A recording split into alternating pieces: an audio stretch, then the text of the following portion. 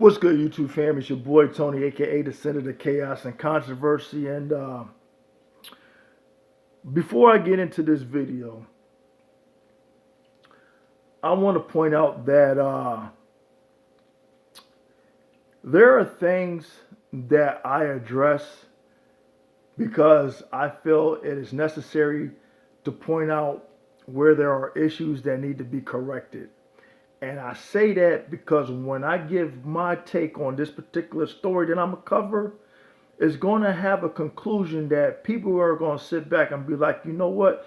Now I'm starting to understand the Senator of Chaos and Controversy and where his method of madness comes into play when he addressed certain topics. Okay. I've said that there is a reason beyond just the public safety and protecting the police and their credibility when it comes to the body cams being worn and being on at all times whenever there's an interaction between law enforcement and the civilian. Okay? And in this case, this is where I'm going to make my point.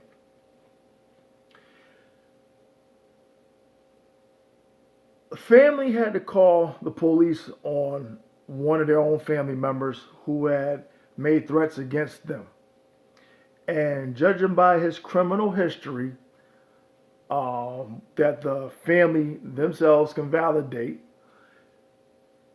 this person was a potential threat to not be taken lightly or not to be taken, as him not making good on his promises. Okay? This individual, Devon Whitmire, was confronted by the police. And there was a lot of things that was criticized based on this interaction. And of course, the backlash fell solely on the police. Now, normally, when people see me do videos, I am very much critical of the police. But in this case, I'm sorry, this might piss a lot of people off in the black community. But like I said, I point out what's right, so what's right is right, and what's wrong is wrong. I'm not always siding with people just because, or to support a particular fucking narrative, or to pander to certain people. That's not why I do my videos. I believe that this whole situation was orchestrated. And this is the reason why I draw the conclusion that I'm drawing and bringing this up and pointing it out. I believe it's orchestrated because when you have so many scenarios where you have bad policing, bad interactions with people of color, do you not think that there are people that are trying to manipulate the media, the public perception, to benefit from either putting themselves in a situation and let the chips fall where they may, to put police in a particular situation to where they could collect? Because you have all this, and the responsibility comes on the police. You have to conduct yourselves professionally at all times because you never know when the backlash is coming. Now, the reason why I side with the police on this is because this fool thought that he can create a narrative that will benefit him and fuck the police over. When confronted and they knew who he was, what did he say? And the body cam coming from the officer, which I don't understand how the judge did not took that part into consideration when criticizing both parties.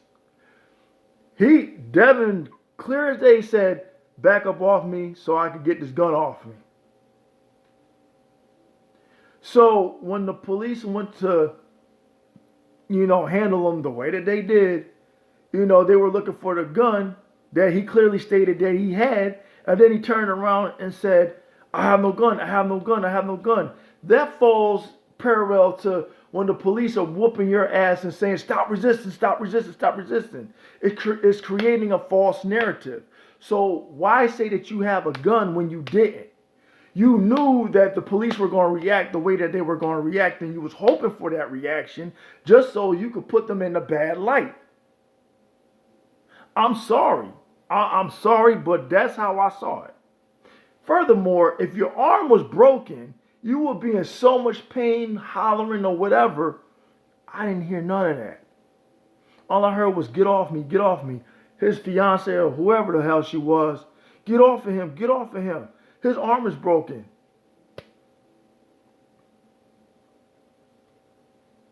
I have yet to hear or see anything to validate his arm was actually broken.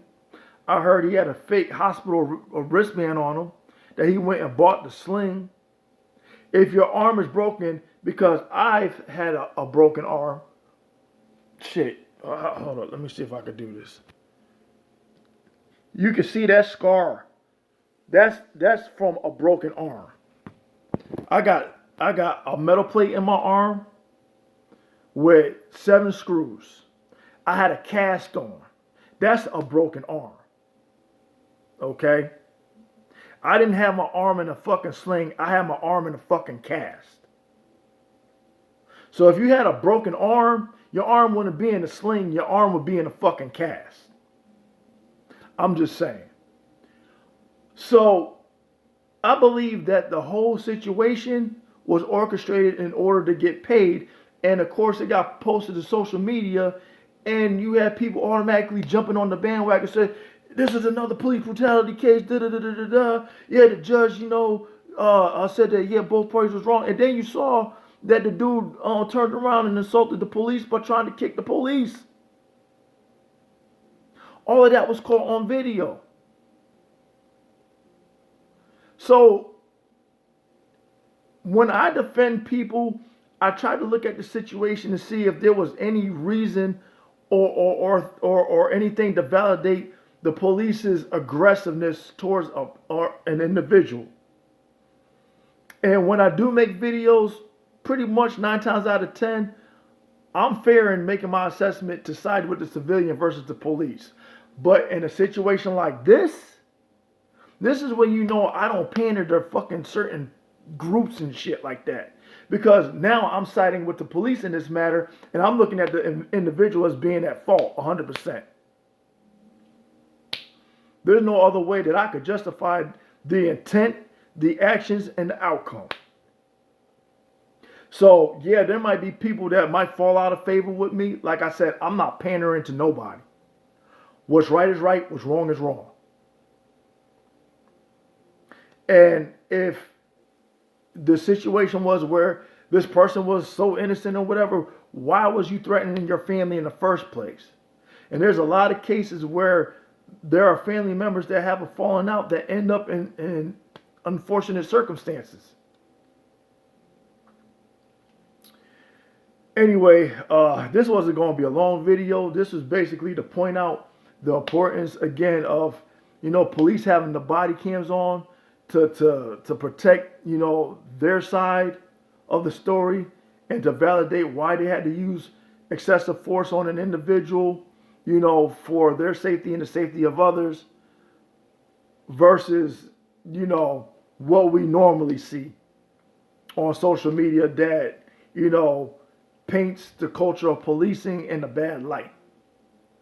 And when it comes to like good officers, and this is the issue, you got this culture of policing that when you do have good officers, they get overshadowed by the bad ones, and the bad ones are protected.